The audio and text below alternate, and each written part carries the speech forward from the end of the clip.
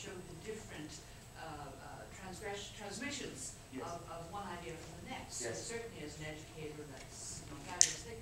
I'm wondering, however, in your travels around the world, did you find the same need, I suppose, to know the film history that you're showing now in English? Yes. So do the Japanese or the Chinese or whatever, they have all the same dwang, I suppose is the word. What's the word? Their history. Yeah. Did you hear that question at the back? Yes. So, What's the word? what was the word? Dwang?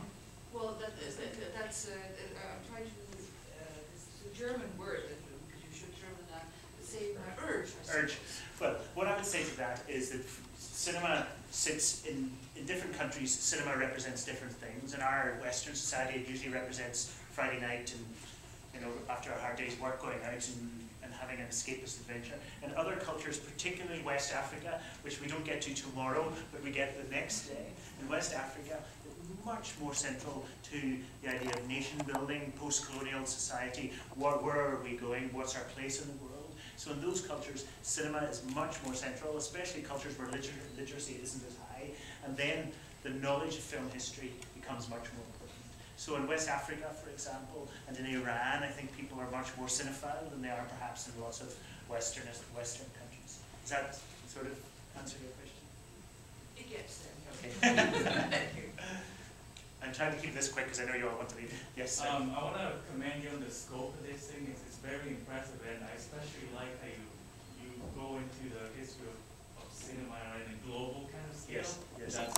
It's very impressive. It's very important too. Thank you. And of course, because of that, you end up introducing the audience to a bunch of movies that they haven't seen before. Yes. There's a bunch of movies I haven't seen Sure. before. That's right. And I was wondering if there was a list of all the films that you mentioned. Very good point. We've been talking about that. We're going to have a website which is going to be very cool. It's set in the year 2046. Okay. Cinema has been banned, and you go in there. There's been some kind of ideological storm. Cinema is no longer available, but you go in there, and somehow in there there'll be a list of everything. I don't want people to be panicking and thinking, "Oh, I love the look of that Lillian Gish picture. What is it?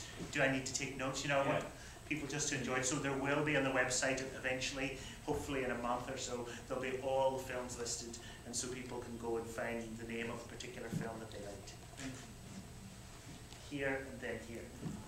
One comment and then one brief question. Sure. It's the best history of cinema, course I've ever seen. So speaking of education, you just close down all the history of, all the courses in all the universities and just show them. We don't want to pick people out of work, obviously. Well, because I think the brilliance of this is it's organized around ideas. Yes. As opposed to chronology. Yes. Mostly, And things like the Chaplin thing, I thought, how the hell am I going to do Chaplin? Everybody's done Chaplin. I'm not trying to be revisionist and not trying to say Chaplin's rubbish.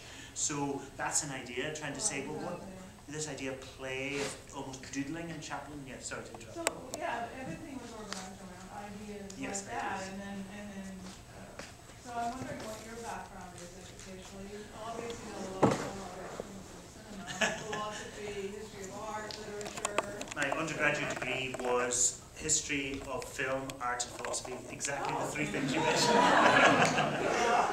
And now I teach at the university. Where did you study? In Scotland. I live in Scotland, so I studied at the University of Stirling, which was the only place in the UK at that time where you could do single honours in film, but then I mixed it up with other stuff. And now I teach. Where are you teaching now? Well, I've got a nice fancy honorary position at the University of Edinburgh in Scotland and also the University of Stirling. I've also, I've done, I think, 4 books on film history now, so they're, in fact, this is based on a book, and I think I might be doing a signing or something, I don't know. But, I really like when you say that this could be used in educational context, because obviously I want this to be about pleasure and the poetics, but also a learning, an enriching experience, an enchanting experience if possible, a re-enchantment of the movie-going process of the era of the multiplex where it feels a bit cold. Hopefully there's some warmth in here, Beautiful.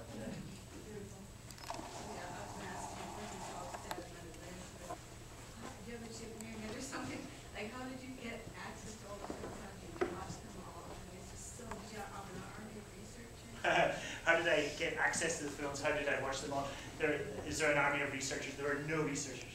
There were there's archive stuff where I say Japan in the 30s had a very good guy who went and got that kind of stuff. But it was mostly my producer John, who's sitting modestly in the top right there, and I'd like to say thank you so much. Myself and John in particular was brilliant at getting film clips of the films that we needed to use in clip here. I sort of knew what films we needed to use. I'm quite an obsessive person, and since boyhood I've watched a lot of cinema, so I sort of felt as if I had a head full of stuff that I needed to get out, so didn't have to do much more research, but needed John very much to provide stuff. So, you mentioned the small size of the budget. I wonder how much of it you had to spend to license all of those clips. We didn't license the clips, just as if you're writing literary criticism, you're allowed to extract a small amount of a poem, for example, or a book. So in many countries around the world, there's a law that allows you to extract a small amount of a film, as long as you don't distort it. As you know, we didn't muck around with films. And so we used that particular provision for educational purposes, and I think that's really important. I think one of the reasons why this hasn't been done before is that perhaps that people haven't used that properly and fairly and honestly. I'd like to agree with everything that's been said by the audience so far, and this is the only part of the film I can see in Toronto. Okay. I'm dying to see the rest of it whenever I get the chance, and I'll certainly encourage other people to do it. There were just two things I wanted to say about this part of the film that I saw that just I thought was brilliant. Okay. And that is, I love the fact that you show some movie theaters, and Yes. I remember the first time I went to Paris, I went and looked for the theater where Anchin Andalou had played. That one? And, yeah, Yes. and so, I made a pilgrimage. You've done the pilgrimage. Right, it's the first time I went to Paris. And also, everything that you said about Ozu, I also went to his grave. And I thought that was the most magnificent part. Did you bring some alcohol for him? I did. Yeah. His friend who suggested that we do that. Yes. It wasn't my idea, but we did that. So, I just love those two parts. I think that's wonderful, and for us to travel halfway around the world to the grave of Ozu, one of the greatest figures, and find this word mu, emptiness, the void there, it's terribly touching. And this is bigger than cinema, obviously, this question of what is the meaning of life, and there he has emptiness.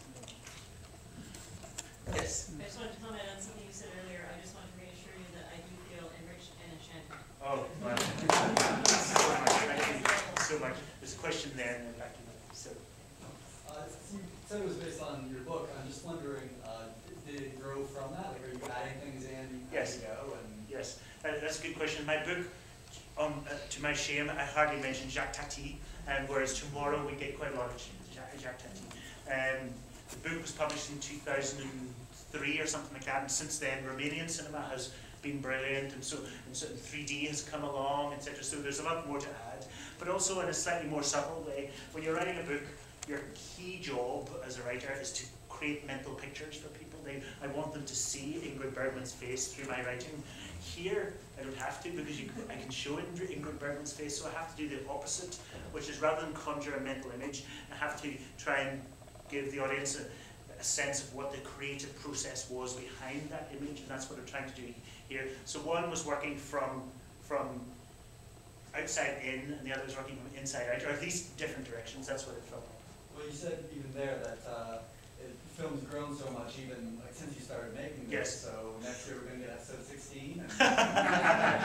There's a lot left out. I mean, and again, there's loads. There's no Eric Romer in this film. There's no Samuel Fuller in this film. There's no Neil Jordan in this film. All of which I regret deeply. Some of which we had to cut out. It's going to be 12 hours, and in 12 hours we were going to have to cut out Woody Allen and Robert Altman, which you sort of can't. So it found its own life. But still, and Sam Fuller is a big loss, and lots of others.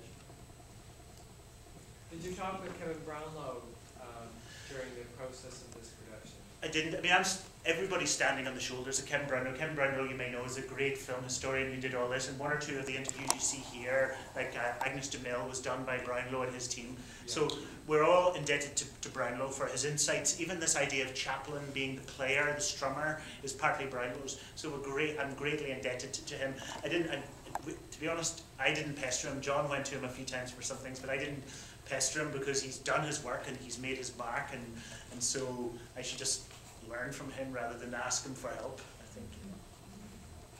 Here, Yes. Yeah, don't get me wrong, I love your talking, I just wondering, because I'm coming for the rest of the day, do you talk as much in the other segments? No, I'll tell you what happens is that in future episodes, in future chunks of this film, more people are living, and there's hardly anybody living from this time. That's why there are very few people except for me in this picture.